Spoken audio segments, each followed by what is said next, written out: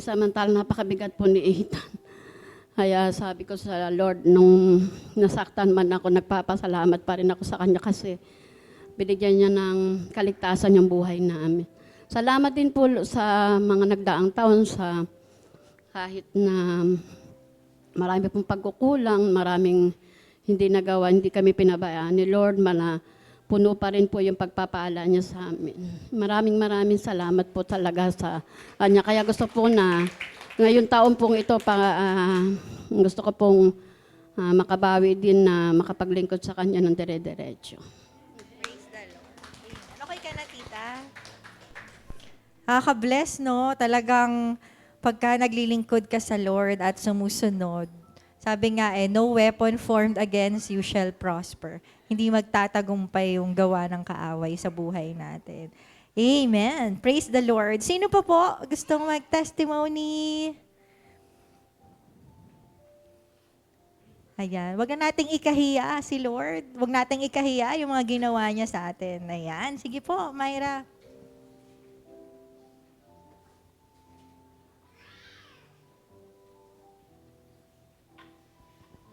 Ay, opo. Ayan, gusto ko lang din pong pasalamatan si Lord sa buhay din ng family namin kasi nung isang araw ko pa siya iniisip kasi mula January hanggang December, hindi ko talaga masabi na naging stable talaga yung financial namin. Talagang dumarating sa point na nasisimutan talaga kami. Pero alam niyo po, sobrang thankful ako sa Panginoon. Kasi meron akong mga talent na nagagamit sa church, na nagagamit ko sa labas. So sabi ko, Lord, itong 2025, sobrang thankful ako kasi akala ko yun lang yung kaya kong gawin. Kasi di ba parang yun yung time na parang nagkaroon ako ng work, nagyayay mo ako ganun. So kahit pa paano nakakasurvive po kami nung time na yun. Tapos, naalala ko na extra kami maglinis ng bahay. Di ko, parang 5 beses ata sa taong ito na talagang sinurvive kami ng Panginoon. So sabi ko sa Lord, ang ginawa ko lang din talaga nung time na yun, nung taon na yun, sabi ko, Lord, gusto ko pa rin akong maging tapat, parang kahit ubus na, parang ganon. Ubus na yung financial namin, parang ala kami pagkukunan, pero alam ko kako, ikaw yung nagpo-provide. Tapos nagugulat ako, yung pera namin, Monday pa lang, 500. Sabi ko, Lord, saan po kako aabot yung 500? Tapos nagugulat kami. Tapos nagugulat kami, nakakasurvive kami hanggang Saturday, kasi po yung Saturday, yun yung pinakasahod talaga.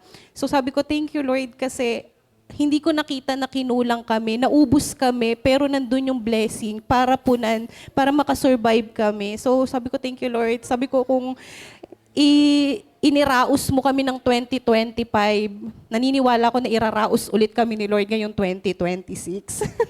Ayan po. Praise the Lord. Praise the Lord. Ayan, naalala ko yung sinabi ni David na sa Psalms na wala talagang nagkulang. Di daw niya simula daw bata siya hanggang pagtanda niya, never daw niyang nakita yung lingkod ng Panginoon na nagkulang. Kaya totoong God provides. And I believe ganun din sa atin. Amen? Yan, may time pa tayo. Sino pa gustong mag-testimony? Sige, Ate Buana. Palakpakan po natin ng Panginoon sa buhay ni Ate. Gusto ko lang pong magpasalamat sa Lord na nung December po kasi, naiyak na ako, nagkaka-textan po kami ng family po namin. Tapos, dumating po sa time na yung ate ko po, nagkasakit po ng kulebra. Yun po. Sa 100 tao daw po, isa lang daw po yung nagkakaroon noon. Tapos po, nung nagpa-check up po siya, tugon daw po sa puso. Yun po. Tapos, syempre po, sa hindi po nakakakilala, yung family sa Nueva Ecija po ay Christian. Diba po?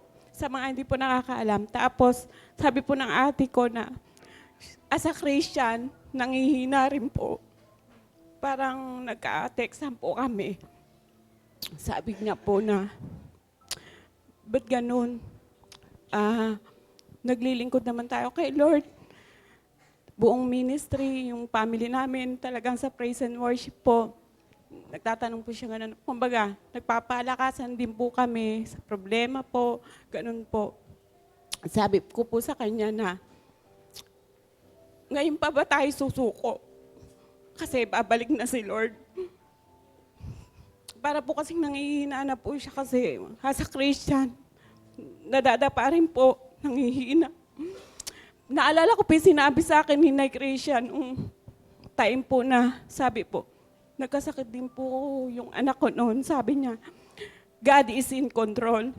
Yun po. Yun po yung sinabi ko po sa kanya na naniniwala ka na si Jesus na yung mag-control niyan, na kaya natin.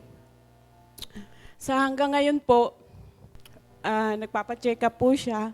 Tapos tumawag po siya nung mga Pasko na po, na magapo yung ganito niya, hindi po nakakalakad. Pag po nagbibideo call kami, tinatayo lang po siya ng anak niya. Tapos po ayun po, na sinabi ko po kala Tita Marina, kala Irene, na isama po sa prayer request po. Kaya po nakasama po. Sa ngayon po, nagulat po ako. Nagpapasalamat po ako sa Lord dahil dinalaw pa po nila ako ng January. Ito pong bagong taon, naglibot po kami kung saan saan. Praise God po at continue naman po yung check-up niya. Ayun po, nakakalakad na po, magaling na po. To God be the glory po. Thank you po sa testimony, Ate Bona. Ayan, so, grabe no, hindi man nakapag-testimony lahat. By the way, sa mga nasa online, pwede rin po kayong mag-testimony kung kamusta yung naging 2025 natin. Both maganda, tsaka hindi maganda. Kasi sa kabila ng lahat ng yun, di ba sabi sa Romans 8:28, all things work together for good. For those who love Him according to His good purpose. Lahat daw po ay naglalakip-lakip para dun sa mga taong nagmamahal sa Kanya, ayon sa Kanyang layunin. So, hindi man nakapag-testimony lahat, pero may kanya-kanya tayong kwento noong 2025 kung paano naging mabuti si Lord sa atin, both sa kala nating paraan niya at hindi natin akalain na pamamaraan niya, na sa mga ganong paraan pala nakikita natin na mabuti yung Diyos sa atin. Dahil hinuhubog niya tayo, binibuild niya yung pananampalataya natin. Amen. Ginagawa niya tayong matured para mas maging gagamit-gamit tayo sa ibang tao. Amen. Kaya maganda po na may disciples night tayo kasi kung maalala natin yung mga nakaraang disciples night, hanggang ngayon sa mga darating na mensahe, lagi tayong patatatagin bilang mga alagad. Dahil nalalapit na yung huling araw talaga. Nalalapit na yung pagbabalik ng Panginoon. Talagang pahirap ng pahirap, patindi ng patindi yung ginagawa ng kaaway. Gayon pa man, tapat pa rin ang Diyos sa atin. Hindi niya tayo pababayaan, pagtatagumpayin niya tayo. Kung paano niya tayo pinagtagumpay noong nakaraang taon. Amen? Amen. Sinong nananampalatayang magtatagumpay siya ngayong taon? Amen. Sige po. Tayo'y sumamba ng may kalakip na pananampalataya na ang Diyos natin ay mabuti sa habang panahon. Sige po, umawit po tayo sa Kanya.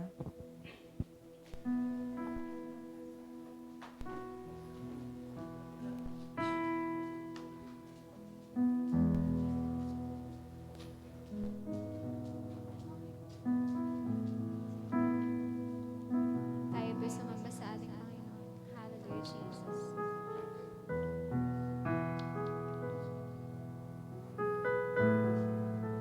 Hallelujah.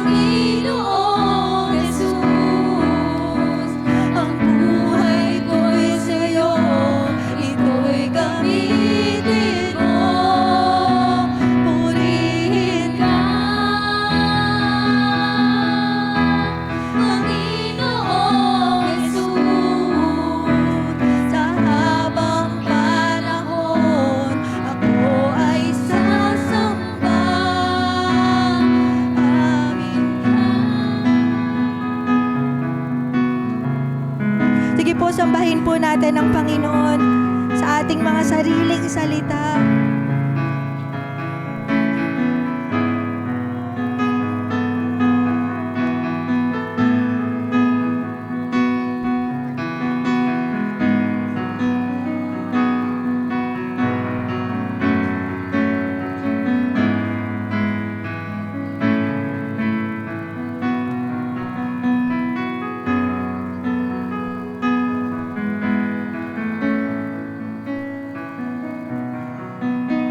Sige po, itaas natin ang ating mga tinig sa Panginoon.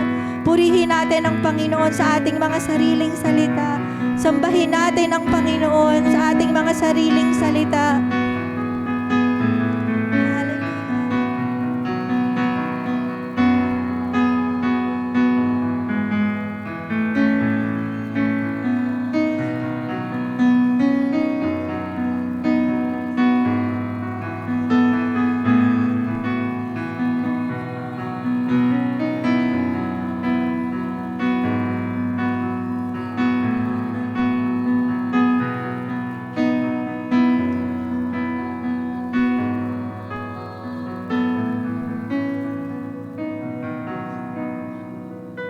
Hallelujah. So Lord, karapat-dapat ka, Panginoon, sa aming papurit pagsamba. Karapat-dapat ka sa aming buhay. Karapat-dapat ka sa aming pag-awit. Karapat-dapat ka sa aming buhay na sinusuko sa iyo, Panginoon. Karapat-dapat ka dahil binigay mo ang lahat-lahat mo sa amin, Panginoon. Kulang pa, Lord, yung mga kaya namin at gusto naming ibigay kumpara sa binigay mo na para sa amin. And sa oras pong ito, Lord God, we continue to honor you, to glorify you. Lord, sa buong gawain na ito, Panginoon, walang ibang mataas at mahayag, kundi ang kalooban mo, aming Ama, kundi ikaw, Panginoong Jesus, na aming Hari at Panginoon. At ikaw po, banal na Espiritu na kasama namin at nagtuturo sa amin at gumagabay sa amin sa lahat ng panahon. Salamat po, Diyos. Patuloy na maluwalhati po kayo sa kabuuan ng gawaing ito. Ihanda niyo po ang aming mga puso sa iyong mga salita, Panginoon. Kung meron naman sa amin na nanghihina na ay mapalakas ngayong gabing ito, Panginoon, ng iyong mga salita. Ito po ang aming dalangin sa pangalan ni Jesus. Amen. Ayan, sige po, tayo ay makakaupo na. So, hindi ko na po patatagalin pa na i-introduce ang ating tagapagsalita ngayong gabing ito. Siya po ay isa sa Primary 12 at isang teacher sa children. Facilitator din po siya sa SOD at napakasipag na anak, yes, manggagawa. Ayan, at very proud akong ipakilala siya sa bawat isa. So, sa oras pong ito, makinig po tayo, no? Mag-take down notes tayo, labas natin yung mga Bibles natin, and talagang i-tune natin yung heart natin. Pakisabi sa katabi, huwag mo muna akong kakausapin. Makikinig akong mabuti. Makinig ka ring mabuti. Ayan. Sige po, tawagin na po natin si Sister Rose Ann. Palakpakan po natin ang Panginoon sa kanyang buhay.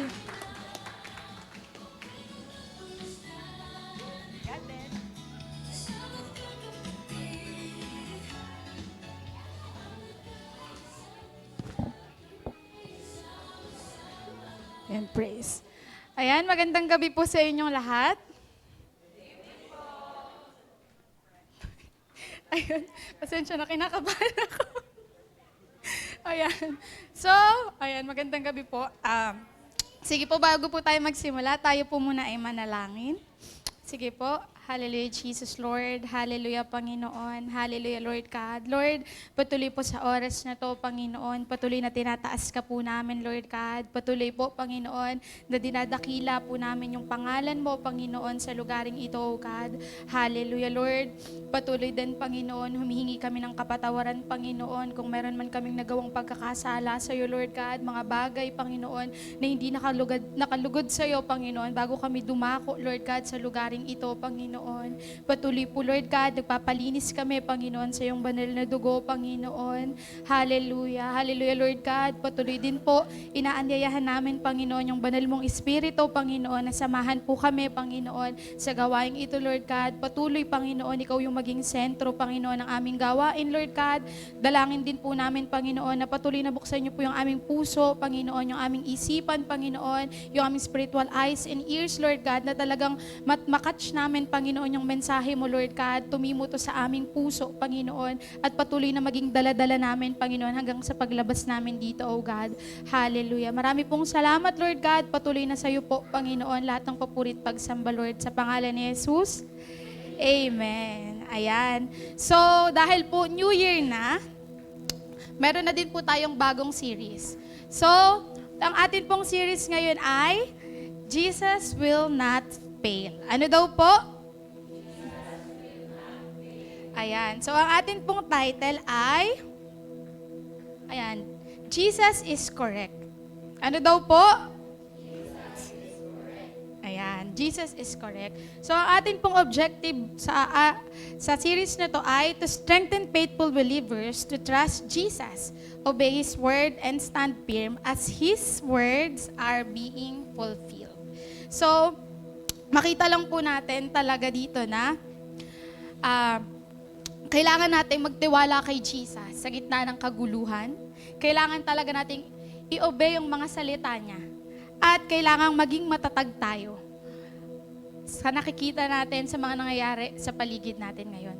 Maging matatag tayo at makita natin na unti-unti ay natutupad na talaga yung sinasabi ni Jesus.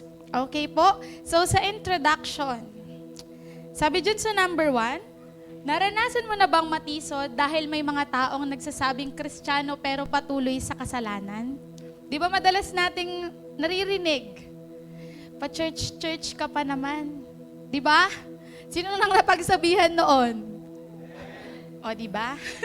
Ayun. Di ba lahat naman tayo siguro nakarinig na ng ganito? It's either pinapersecute tayo or meron talagang nakakatisod sa ginagawa natin. Okay po, sabi dyan sa number 2, may kakilala ka bang natisod sa mga Kristiyanong nagpapatuloy sa kasalanan? Nasa simbahan naman, pero gumagawa pa rin ng kasalanan. At alam niyo po ba na kapag nasa simbahan ka naman, nasa church ka naman, tas gumagawa ka ng kasalanan, alam niyo po ba, dinadrag natin yung church natin pababa. Na hindi magtiwala yung ibang mga Kristiyano kasi, ay, eto pala, ganito yung ginagawa sa church nila, pwede palang gumawa ng kasalanan, pwede palang magbisyo kahit nasa church. Di ba po? Amen po ba? Amen. Ayun. Ayan. So, sabi dito, people stumble not because of Jesus. Hindi dahil kay Jesus kaya tayo natitisod. Pero dahil po sa mga tao. Pero dahil po sa mga ginagawa nating mga Kristiyano. Okay po? So, dako po tayo sa ating verse. Sabi po dyan sa Mateo 24:9-12. So, makibasa po kayo kasi medyo masakit yung lalamunan ko. Ayan, sige, basahin po natin. 1, 2, 3. Sa panahong iyon, kumumuhian kayo ng lahat ng mga lahi dahil sa pagsunod ninyo sa akin. Dadakpin kayo para parusahan at patayin. Marami ang tatalikod sa kanilang pananampalataya, kapopootan at ipahuhuli nila ang kapwa nila. Lilitaw ang maraming bulaang propeta at marami ang ililigaw nila. Lalaganap ang kasamaan at dahil dito, manlalamig ang pag-ibig ng madami. So makikita po natin, malinaw na sinabi ni Jesus dito na may darating talagang persecution. Kasama talaga yan.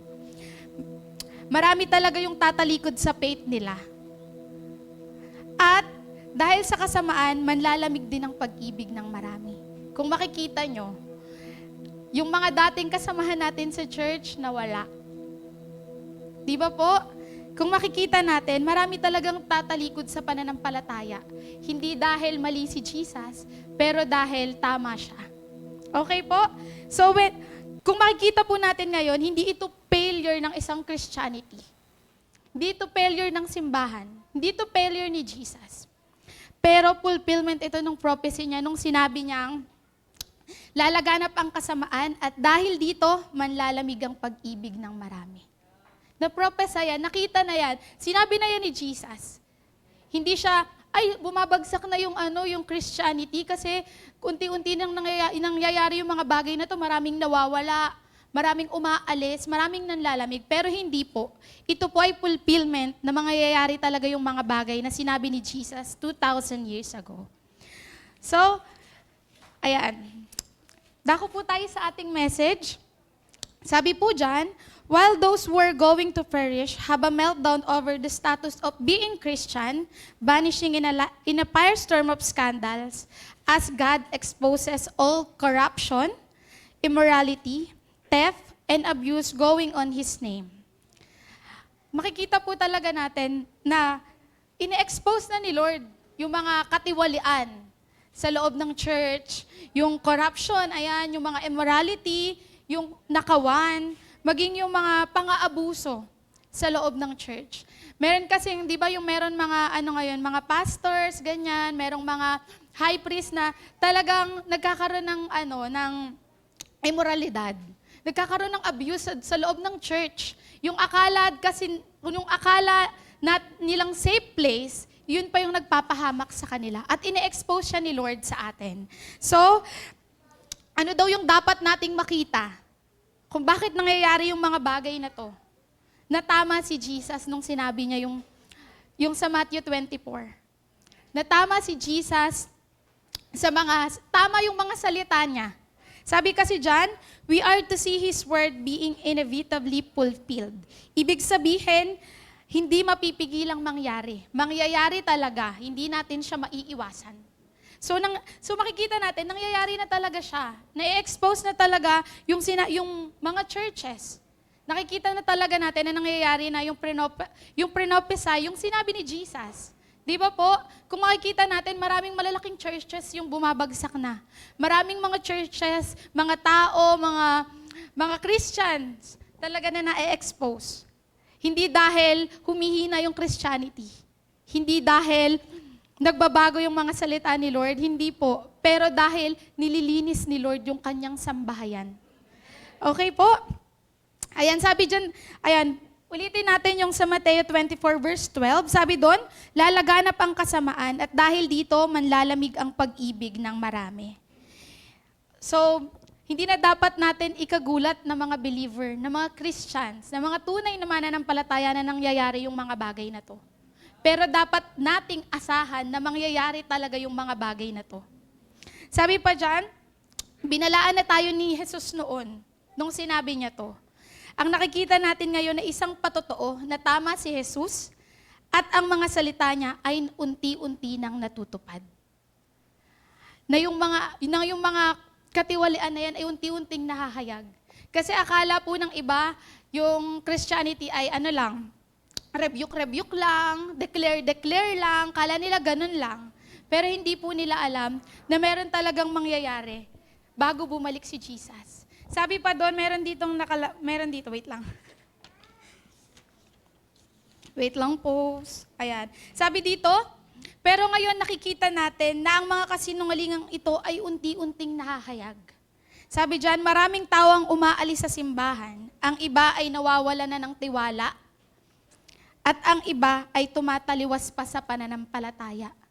Hindi lang sila tumataliwas, hindi lang sila tumatalikod sa pananampalataya nila, pero naghihikayat pa sila ng iba na tumalikod din. Minsan, ginagawa pa nila na imbes na bumalik yung faith ng mga tao, ang nangyayari po, mas lalo silang nalulugmok, mas lalo silang nawawala. Okay po? So sabi pa po dyan, ayan, sabi dyan, God is actively sifting His own house, saving the wheat and removing the chaff. In this process, followers of liars are abandoning sheep and some are even turning against Christianity itself. This includes figures like John Steingard, Audrey Assad, Kevin Max, and Kirk Franklin. So di ba napag-aralan naman natin na yung wheat ay yung mga tunay na mananampalataya. Naalala nyo pa po? Ayan. At yung siya, peke, mapagkunwari o sumusunod sa maling aral. So, ayan, si Lord, nililinis niya yung sambahayan niya. Inihiwalay niya yung tunay na mananampalataya sa peking mananampalataya. Kaya kung makikita natin, maraming mga Kristiyano, yung mga malalaking pangalan, malalaking churches, yung nabubunyag. Hindi dahil bumabagsak yung Christianity, pero po, ine-expose ni Lord. Nililinis niya yung sambahayan niya. Ine-expose niya yung sin. Kaya po, mas makita po natin na hindi ito pagbagsak ng Christianity. Na tama si Jesus. Tama lahat ng sinasabi niya. Okay po? So, ayan po, ito po yung mga yung mga sample. Ayan, si John Stingard. Sorry po, hindi ko po talaga sila kilala. So, nag-research ako. Ayan, nag-research ako. Siya po ay former lead singer ng Hook Nelson. So, nag-search ako kasi, nag-search po ako, ayan, siya po yun. Tapos, yung matagal na siya, eto, ayan, sabi kasi dyan, ayan yung nakita ko, nilagay ko na lang din dyan, 2020, sinabi niyang, ayan, basahin ko daw. Ayan, after growing up in a Christian home, being a pastor's kid, playing and singing in a Christian band, and having the word Christian in front of the most things in life, I am now finding that I no longer believe in God. Diba? 2020 po nung sinabi niyang hindi na siya naniniwala sa Diyos. Diba po? Kung makikita natin, lumaki siya. Lumaki siya as a Christian, sa Christian home. Diba? Tapos, bigla na lang siyang magde-declare na hindi na ako naniniwala sa Diyos. Diba po? Tama na naman si Jesus nung sinabi niyang marami ang aalis. Marami ang manlalamig at tatalikod. So, next po. Ayan, si Kirk Franklin. Ayan, siya po yung nag-compose, kumanta ng The Lion and the Lamb Will Bow Down to the Goat. Ayan, nung sinearch ko po siya, sabi po doon, hindi naman daw siya umalis sa pananampalataya. Ang ginagawa lang daw po niya, nakikipag-collab siya sa mga secular artists para daw po mas marami pang tao yung makakilala sa Diyos. Pero makikita po natin dito sa ng kanta niya, sa lyrics ng kanta niya, parang naligaw na po yata siya. Ayan, sabi pa dyan, nakikipag-collab siya para daw lumaganap yung Christianity. So, parang nililigaw lang niya yung mga tao. Kung makikita kasi natin, di ba kasi madalas yung iba, pinapakinggan lang nila yung kanta, pero hindi nila inaaral yung mga lyrics. So, ayan, na-expose siya dyan, nag-viral siya dito. Ayan, at nakakalungkot lang na hindi pa siya umaalis niyan sa pagiging Kristiyano niya, hindi pa siya tumatalikod sa faith, pero eto, ganito na yung mga songs na ginagawa niya. Okay po? Number 3, ayan, si Kevin Max. Si Kevin Max po ay dating artist ng DC Talk at pinangalanan niya na yung sarili niyang ex-evangelical. Ayun yung tawag niya sa sarili niya, ex-evangelical. Tapos, nag-declare na din siya na alis na din siya sa pananampalataya niya. Tatalikod na siya sa Diyos. Ayan. At kung dati yung mga compose niyang music ay pang-Christian, ngayon po ay hindi na ganun. Iba na yung pananaw niya dati ay noon sa ngayon. Ayan.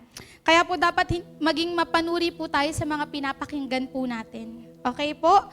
Number 4 po ay si Audrey Assad. Alam niyo po si Audrey Assad ay dating Christian Voice or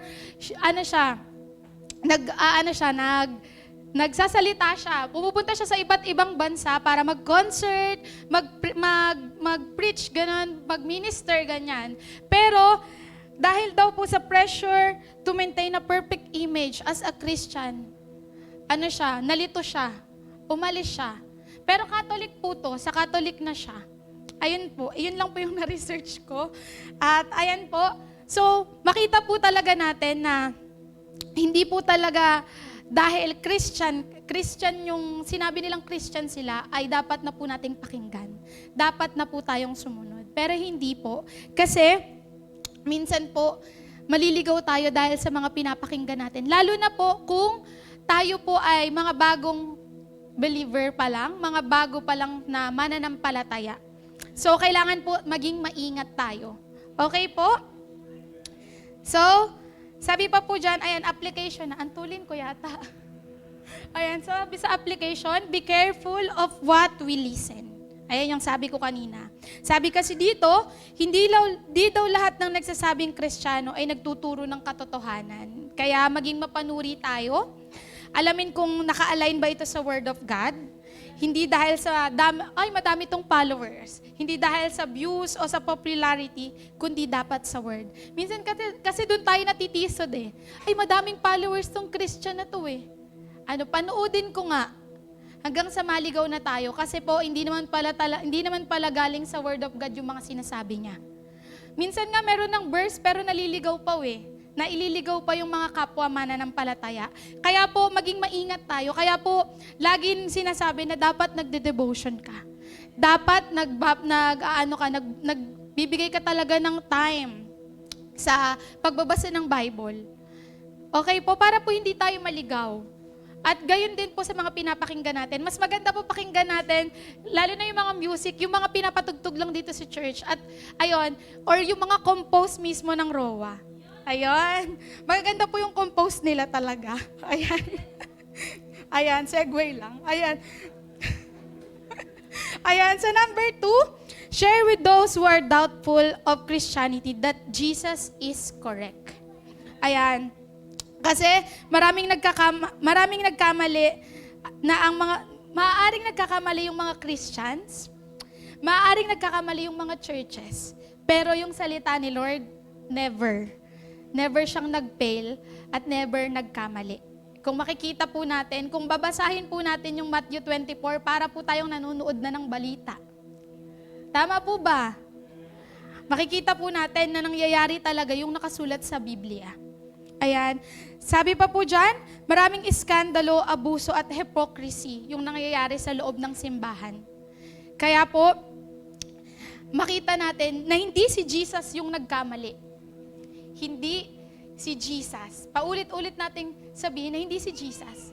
Pero yung mga tao sa simbahan. Or yung mga tao na nagpapalaganap ng fake gospel. Hindi si Jesus, kundi ang tao. So, sabi pa dyan, hindi tayo binigo ni Jesus. Nabigo tayo dahil mas nagtiwala tayo sa tao. Kaya po dapat hindi po tayo sa tao nakatingin. Kasi po, once na sa tao ka po nakatingin, magkakamali ka, matitisod ka, madadapa ka. Pero once na ikaw po ay nakapokus talaga kay Jesus, nakapix yung mga mata mo sa Kanya, hindi ka po matitisod. Kasi alam mo kung saan ka naka-anchor. Alam mo kung saan ka nakakapit. Okay po? Ayan, sabi pa dyan, people fail but Jesus didn't. Okay. Makikita natin na nagkakamali talaga tayong mga tao. Pero si Lord, si Jesus, hindi. Kaya po palagi nating tingnan palagi, i-ano natin yung sarili natin palagi. Kung naka-align pa ba tayo sa Word, o kung sarili na lang natin to. Sarili na lang natin yung sinusunod natin. Baka sa tao na tayo nakatingin, baka hindi na kay Jesus. Baka kaya tayo nadadapa ay dahil sa tao na tayo nakatingin. Hindi na kay Jesus. I-assess din po natin yung sarili natin. Para makita din natin kung paano natin tutulungan yung mga tao na nagdududa sa kanilang pananampalataya. Okay po? So sa conclusion, ayan, sabi dyan, habang maraming tao ang naliligaw, nalilito at nanlalamig ang pananampalataya dahil sa mga kaguluhan, paglaganap ng kasamaan at panlalamig ng iba, sikapin nating manatiling nakatuon ang ating mga mata kay Jesus. Hindi sa tao, hindi sa sistema, kundi sa salita niya. Patuloy na magtiwala kay Jesus, sumunod sa kanyang salita, at manatiling matatag hanggang sa muli niyang pagbabalik. Malinaw pong sinabi dyan, hindi daw sa tao, hindi sa sistema sa loob ng church, pero dapat kay Jesus. Dapat sa Word. Kung ayaw mong magkamali, magpakalalim ka sa Word. Bawat papakinggan mo, bawat gagawin mo, dapat palagi mong titingnan, tama ba to? Dapat lagi kang nakaano dito sa Bible. Kasi yung tao magkakamali, pero ito hindi. Okay po?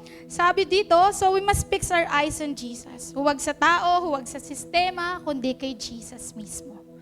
Kaya ayun po, yun lamang po at marami pong salamat.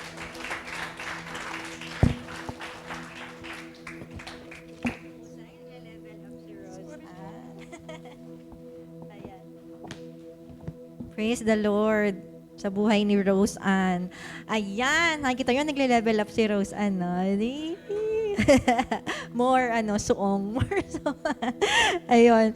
Okay, so share ko lang, marami po tayo natutunan. Amen. So share ko lang sa inyo yung mga ni-reveal sa akin ni Lord habang nakikinig ako kay Rose Ann para lang ma-review ulit yung shinare niya. So, una yung tanong niya, di ba, natisod ka na ba? Ayan, sino po sa atin na-experience ng matisod? Parang common to sa church na parang may mga, minsan kasi tayo, nag-idolize ba? Tama ba? Na parang, ang galing-galing niya. Tapos, pag nalaman natin, ay, ganun pala, nako. Ano nangyayari? Parang ayaw na nating mag-church, ayaw na natin. Kasi na-discourage tayo dun sa nakita natin dun sa tao. Naranasan nyo na ba yun? Ayan. May mga kakilala ba kayo na nawala sa church kasi sabi niya sa inyo, ganito naman dyan sa church na yan eh. Ganito naman yung mga tao dyan eh. Ayan, may mga ganon, di ba? Tama ba? Offenses yun eh. Parang kasi nga, na-idolize natin yung mga tao. Ayan, kaya itong mensahe na to ay para doon. Una sa atin, kung natitisod, may kinatitisuran tayo. At pangalawa, kung may mga kakilala tayo na sinasabi nila, ayoko dyan sa church, ayoko nang mag-church. Kasi may natisod ako. Meron akong kilala na akala ko napakabanal, yun pala, ganito pala yung ugali. Ganyan. So ito yung message natin ngayon. And then, nakita ko lang kanina, habang nakikinig ako kay Rose Ann, na gusto kong i-share sa bawat isa is hindi naman will ni Lord na may mga bumabagsak. Kasi pag sinabing prophecy, iba kasi yung tinuturo sa ibang church eh. Pag sinabing prophecy, parang kalooban ba ng Lord? 'Di ba? Pag sinabing ay prophesy, ganitong mangyayari sa'yo. Kaya tuloy, ang paniniwala ng mga tao, pag narinig nila yung word na prophecy, ay gusto ni Lord yun. So ngayon, lilinawin lang natin, hindi gusto ni Lord na may bumabagsak. Hindi gusto ni Lord na may tumatalikod. So pag sinabing prophecy, nakita lang niya na mangyayari yun. Pero ang Diyos, gusto niya lahat maligtas. Amen? Kung may bumabagsak man na Kristiyano, hindi kalooban ni Lord yun. Yung mga nakita nating pangalan, nakita nyo ba? May kilala ba kayo doon? Amen. Hindi lang yan. Baka meron pa kayong mga kilala na papanood nyo? Meron pa ba kayong ibang mga kilala? O yun, di ba? Huwag na tayong mag-name drop. Pero, ayan, ako din. Ako lately lang, meron akong nakita na sikat siya na author, pero nagulat ako, binabasa ko kasi yung books nun. Tapos nagulat ako, meron daw siyang extramarital affair for 8 years.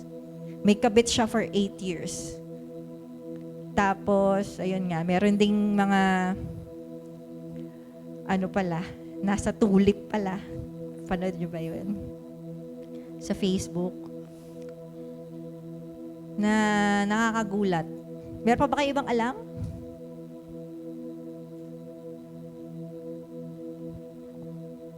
O, wag na lang tayo tumingin sa, sa labas. Sa mga kakilala nyo na lang. Sa loob na lang, sa loob. Meron ba kayong mga kilala na, kala ko, napakabanal, yun pala, ganito pala yan sa personal? Ayan. Pero yun nga, again, lilinawin natin, hindi kalooban ni Lord na may bumabagsak. Hindi kalooban ni Jesus na may nanlalamig. Siguro ang sakit sa puso ni Jesus, nasaktan ba kayo nung nakita nyo yung mga yun? Pag nakakabasa ba kayo ng mga, nababalitaan kayo, na akala mo, napaka-perfect, napaka-banal, tapos hindi pala. Nasasaktan ba kayo? Mas lalo siguro si Jesus. Kasi niligtas niya sila, nasa kanya sila, tapos iniwan siya. Mas masakit sa kanya yun. Sino ba gustong iwanan? Di ba wala? So, yun lang. Maging malinaw lang sa atin. Amen po. Mahal ni Jesus ang lahat ng tao. Amen po. Ayan. So, bakit nangyayari yun? So, yun nga, sabi nga ni Rose Ann, para maipakita yung faith talaga natin. Kasi, madaling mag-hallelujah pag nasa loob ng church eh. Di ba po? Kaya, napaka-unfair naman kung lahat ng nag-hallelujah pupunta sa langit. Ulitin ko yung sinabi ko. Napaka-unfair kung lahat ng nag-hallelujah pupunta sa langit. Naniniwala ba kayo o hindi? 'Di ba? Paano kung yung isang nag-hallelujah, nagpapakabanal talaga siya? Eh yung isang nag-hallelujah, nagdo-double life, may sungay. 'Di ba? Tapos, porket nag-hallelujah sila pareho, pupunta na sila sa langit pareho. Ang unfair, 'di ba? Na-unfairan ba kayo? Amen. Kaya ano ginagawa ni Jesus? Ini-expose, sinahayaan ng Lord na ma-expose. Nakuha po natin para makita na hindi ka dapat pumunta sa langit. Hindi mo pwedeng gamitin yung pangalan ng Panginoon para lang mapunta ka sa langit. Amen? Makikita mo tong mga taong to, nag-i-in Jesus name din yan. May mga worship leaders pa nga, may pastors pa nga eh. Ginagamit din yung pangalan ni Jesus. Pero bakit hinahayaan ng Lord na makita ng mga tao kung ano yung tinatago nila? Kasi para makita natin na God is holy. You cannot use the name of the Lord in vain. Di mo pwedeng sabihin, porket nag-in Jesus name ka, totoong Christian ka. Amen? Kaya ini-expose ni Lord. Amen? Ganon din sa atin. Kaya dapat, pakisabi sa katabi, hindi tayo naliligtas ng pag-hallelujah. Kailangan magpakatotoong banal tayo. Amen po? Amen. Ayan. So, nakakatuwa rin yung sinabi ni Rose Ann na hindi naman talaga bumabagsak ang Christianity. Amen? Hindi si Jesus yung bumabagsak, yung mga tao. So, ano dapat yung maging response natin? Balikan ko lang yung application niya. Number 1 is be careful. Sabi nga niya, di ba? Maging maingat sa mga pinapakinggan natin. Always check the Bible. Kasi even minsan, yung iba, gumagamit din ng verse. Gumagamit din ng Bible. Kaya nga sabi ni Rose Ann, dapat nagdi-devotion talaga tayo. At pag nagdi-devotion tayo mula, dire-diretso dapat. Kung ano yung book na binabasa natin, anong book yung binabasa nyo? O, Psalms. Ano sunod sa Psalms? Proverbs. Dapat Proverbs yung kasunod. Amen. Huwag tayong magja-jump. Dire-diretso tayo ng pagbabasa para maintindihan natin yung Bible talaga. Amen. Ngayon, pag may papakinggan ka, may naririnig ka, uy, may verse, parang maganda to ah. Ngayon, mag-witness yun sa spirit natin kung parang may mali sa sinasabi niya. Parang hindi ganito yung sinasabi sa akin ni Lord sa devotion ko. Malalaman mo. Amen po. Nasa Bible naman yun eh. Sa 1 John 4:4 ba yun? Hindi ko sure kung yun. Na nasa atin yung Holy Spirit. Nasasabihin niya sa atin kung tama ba yung pinapakinggan natin o hindi. Amen? Pero syempre, malalaman lang natin yun kung nagde-devotion tayo. Kaya pakisabi sa katabi, dapat New Year's resolution natin ang pagde-devotion. Amen? Tsaka siguro dagdag ko na rin dito na huwag tayong mag-idolize ng tao. Alam ko maganda ako, pero huwag niyo akong i-idolize. Joke lang. Diba? Huwag tayong mag-idolize. Kasi nga, sabi nga ni Rose Ann, people fail. Meron ka talagang makikitang nakakatisod. No? Tsaka sana, ito rin po, ano yung dapat nating maging response? Lalo na yung mga magkakamag-anak. Andiyan ba yung mga magkakamag-anak? Diba? Tapos sasabihin mo, ang galing-galing mo sa church dito sa bahay. Galing-galing mo sa church, di ba? Dito sa bahay, ganito naman. Hindi dapat ganun yung response. Kasi nga, lahat nagfe-fail. Amen. Pakisabi sa katabi, Amen. Narinig mo ba yon? Sabi mo, lahat tayo nagfe-fail. Mag-unawaan tayo. Kung may pagkukulang sila, may pagkukulang ka din. Lahat tayo binabago ni Lord. Amen po. Amen? Huwag nating sasabihan yon. Ikaw kaya sabihan ng ganon, masakit. Masakit, di ba? Tinatry mo naman eh. Nagbabago ka naman. Sila din, tinatry din nila. No? Amen po? So, wag tayong magpatisod sa tao. Sabi nga ni Rose Ann, kay Jesus ang tingin. Amen? Tingnan natin yung kapwa natin kung paano tayo tinitingnan ni Jesus. Paano ka ba tinitingnan ni Jesus? Siya ba sinasabi niya sa'yo, church ka pa? Hindi ka naman nagbabago. Ganyan ba si Jesus sa atin? Paano si Jesus sa atin? Yes, sinuunawa tayo. Binibigyan ng pagkakataong magbago. Tama po. Amen. Binibigyan tayo ng kapangyarihan. Kaya sa susunod, pagka may nakita tayong katitisuran na sa bahay, nakita mo, sige, pagbibigyan kita. Kaya mo yan. Magbabago ka rin. Diba? Imbes na magalit tayo, encourage natin. Amen. Dapat nagmamahalan tayo. Amen.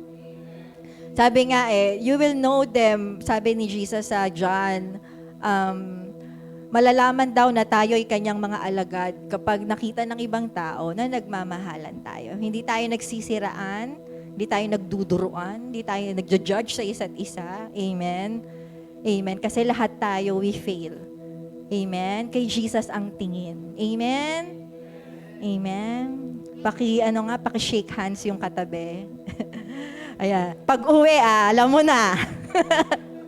Magtulungan tayo, di tayo mag-aaway. Amen po? Amen. At ano yung dapat nating gawin dun sa mga napapanood natin? Actually, maawa tayo sa kanila. Ako, yun yung naging heart ko din. Kasi nakakaawa sila. Nandun na sila nawala pa yung salvation. Nakakalungkot. So, instead na magalit tayo, dapat ipag-pray natin sila. Amen? Amen? Pag may nakikita ka, ipag-pray mo agad. Amen? Wag naman yung, ba naman to? Kala ko pa naman. Wag ganun. Amen po? And then sa number 2, ito naman, sa ibang mga tao, sa mga natitisod, matutulungan na natin sila. Di ba po? Uy, pinag-aralan namin yan sa Disciples Night. Di ba? Meron na namang magkukwento sa'yo. I-invite mo umaten ng church. Ayoko nga dyan sa church na yan kasi nga ganito yung mga tao dyan. Kilala ko yung mga umaten dyan. Kala mo ba? Alam ko yung mga nakaraan ng mga yan. Diba? Ano kayo sasagot mo? Alam mo ba? Jesus is correct. Dahil sinabi sa Bible, malalamig talaga yung mga pananampalataya ng iba. Diba po? Sinabi niya, alam na ni Jesus na mangyayari yung mga yun. Alam niya na merong mawawala. Alam niya na merong malalamig. Alam niya na may magkukulang. E di mas mapapatunayan natin na totoo talaga yung sinabi ni Jesus. Amen? Kaya mas lalo tayo dapat umattend. Kasi sinabi na pala ni Jesus yun. 2,000 years ago pa, sinabi na sa atin na may mangyayaring mga ganun. Tama po? Amen. Tsaka ikaw, malinis ka ba? Di ba? Lahat naman tayo nagkakamali. Lahat tayo ay under grace lang din ni Jesus. Amen. Mag-unawaan tayo kasi wala namang mataas na mababa. Lahat tayo tao lang. Si Jesus ang Diyos. Amen. Lahat tayo maghatakan pataas. Huwag tayo maghatakan pababa. Amen po. And sabi nga ni Rose Ann sa conclusion, let us fix our eyes on Jesus, the author and the finisher of our faith. Nasa Hebrews 12 yun, 1-3. Pwedeng paki-flash yun. Let us run the race. Sabi doon. Hebrews 12, 1-3. Ayan. Basahin natin na sabay-sabay. 1-3. Kaya nga, dahil napapaligiran tayo ng napakaraming saksi, talikuran natin ang kasalanan at ang anumang balakid na pumipigil sa atin. Buong tiyaga tayong tumakbo sa paligsahang ating sinalihan. Ituon natin ang ating paningin kay Jesus na siyang pinagmumulan at kabuuan ng ating pananampalataya. Dahil sa kagalakang naghihintay sa Kanya, hindi Niya kinahiya ang mamatay sa krus at Siya ngayon nakaupo sa kanan ng trono ng Diyos. Isip-isipin niyo kung gaano ang tiniis niyang pag-uusig ng mga makasalanan upang hindi kayo manlupaypay o panghinaan ng loob. Amen? Amen. Si Jesus nga, nagmahal pa din eh. Amen. Si Jesus, nagpatawad pa rin. Si Jesus, kahit na may mga lumalayo sa Kanya, pero pilit niya pa rin inaabot. Maging ganun din tayo. Amen? Amen. Kaya itong mensahe natin, it's an encouragement to share the gospel. Amen. Abutin yung mga tao kahit anti-Christ pa sila, kahit satanista pa sila, kahit dati pa silang Christian na nag-iba ng relihiyon, mahalin natin sila, abutin natin sila. Amen po. Amen. Sige po, tayo lahat ay tumayo. Ibigay natin yung buhay natin ngayong first Disciples Night ng taon. Amen po. Sige po, tayo po yumuko at humingi po tayo ng tawad kung naging mali yung response natin kapag natitisod tayo.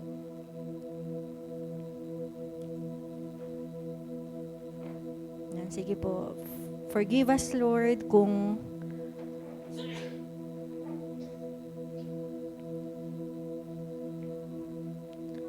kung imbes na kami naawa ay nagalit kami or nagpadala kami, Lord God, that nagpa-discourage kami, naging mali, Lord. Nang chismis pa kami, Lord, patawarin niyo po kami, Lord. And gusto po naming malakaran yung kalooban niyo bilang church na mapang-unawa kung paano mo kami inuunawa, Panginoon. Change our hearts, Lord God. Baguhin yung puso namin, Panginoon. Hindi kami maging mapagmataas, hindi kami maging ma-pride, Lord God. Makita namin sila kung paano mo kami tinitignan, Panginoon. Kung paano ka rin nahabag sa amin, kung paano mo kaming pinapatawad. Makita rin namin sila na ganun din sila. May mga pagkukulang man sila, may mga nagawa man silang hindi maganda.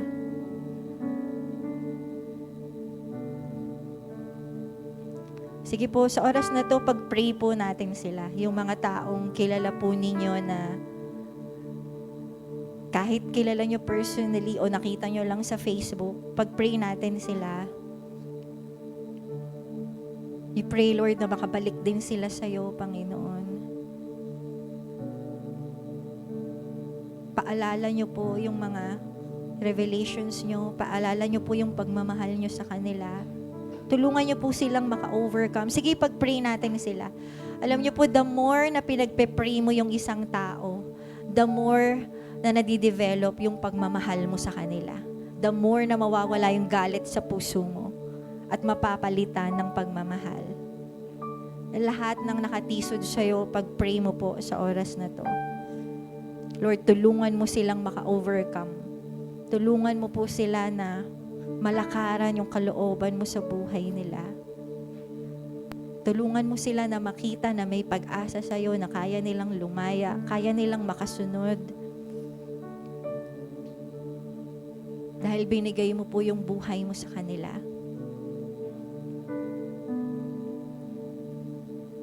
Thank you, Lord. Ngayon tayo naman po yung humingi ng tawad kung tayo naman yung nakatisod sa ibang tao. Alam natin na may mga hindi tayong magandang nagagawa as a Christian. Nasasabihan tayo dahil totoo na may nakikita sa atin. Pwede rin po tayong humingi ng tawad at hingin yung habag ng Panginoon at yung pag-ibig niya. At magtiwala tayo na mahabagin ng ating Panginoon. Kaya niya tayong patawarin, kaya niya tayong tulungan, kaya niya tayong palayain. Para maging totoo yung ating relasyon sa Kanya, maging totoo yung pinapakita natin.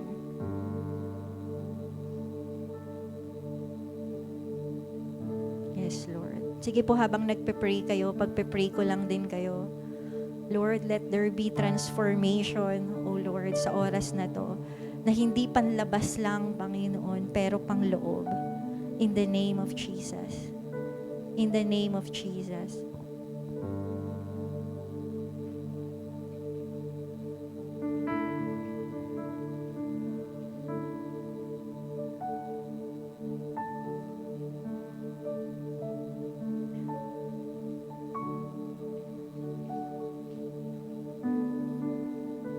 Sige po, hingin lang natin na baguhin ni Lord yung puso natin.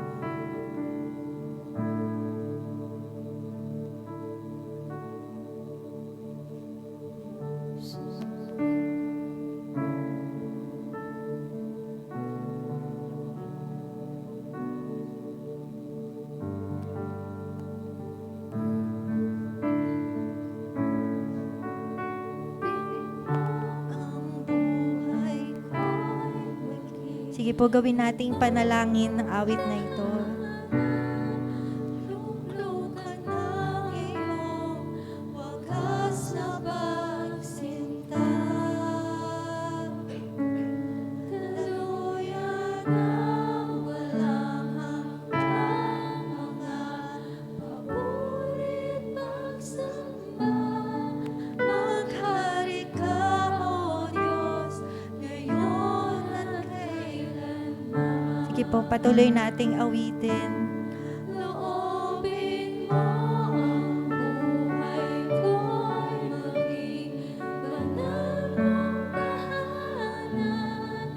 Luklukan ng iyong wagas na pagsinta, daluyan ng walang hanggang mga paborit pagsamba. Maghari ka, O Diyos, ngayon at kailanman. Loobin mo ang buhay ko'y maging banal mong tahanan. Luklukan ng iyong wagas na pagsinta, daluyan ng walang hanggang mga paborit pagsamba. Maghari ka, O Diyos, ngayon at kailanman. Hallelujah.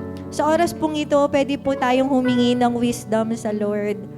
Pag uwi natin ng bahay, paanong mas hindi tayo magiging katitisuran? O ano na po yung magiging response natin sa mga tao na natitisod tayo?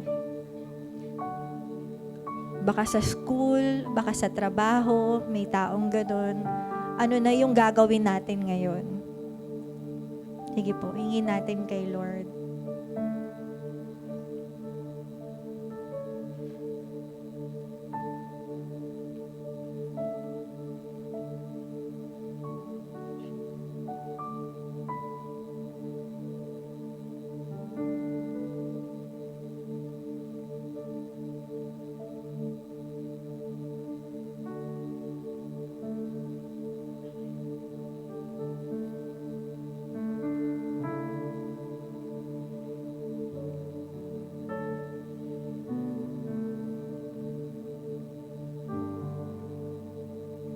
Thank you, Lord, O God. Thank you sa wisdom na binibigay niyo po sa bawat isa. I also pray na simula po ngayon ay maging mas mapanalanginin kami, Panginoon. Yung mga nakikita namin ay daanin namin sa panalangin. Sabi mo nga sa iyong salita that the war is not between flesh and blood. Sa Ephesians 6, hindi tao yung kalaban namin, kung hindi ang mga spirito sa himpapawid. We pray, Lord, na simula ngayon, idaan namin yung battle sa totoong battle. At yun ay sa spiritual. At kami at yung mga taong nakakatisod sa amin ay sama-sama, Lord, na maligtas. Sama-sama na makasama mo sa muli mong pagbabalik. Amen. Thank you, Lord. Hallelujah. Salamat po, Panginoon, sa iyong pag-ibig na pinaranas sa amin ngayong gabing ito. And we pray, Lord, na magamit mo ito, Panginoon. Maging daluyan po kami, maging banal mo kaming tahanan, at maging daluyan ng pag-ibig mo sa iba sa huling mga araw na to. Ito po ang aming dalangin sa pangalan ni Jesus. Amen and amen. Hallelujah. Amen. Ayan. So, meron po tayong gagawin. Ayan, magkakaroon po tayo ng groupings. Dala-dalawa, hanap na lang po kayo ng kasamahan nyo. Ayan, so makinig kayo. Meron tayong sa mga nasa online, pwede kayong sumali. Kunwari, ako yung inyong kapartner. Tapos, ganito. O, makinig muna, makinig. Yung isa po sa inyo, yung hahayuan, yung isa, yung maghahayo. Okay, yung isa hahayuan, yung isa maghahayo. Yung hahayuan, ganito yung sabi niya. Ayoko nang mag-church kasi may kilala ako na Christian. Ganito naman yung ginagawa. Paano mo ngayon ipapaliwanag? Paano siya madadala sa church? Yan ang ating Sa mga nasa online, pwede kayong mag-comment. Paano mo yan sasagutin? Pwede mo gamitin yung message natin ngayon. Amen. Sige po. God bless po. Yan. Shalom.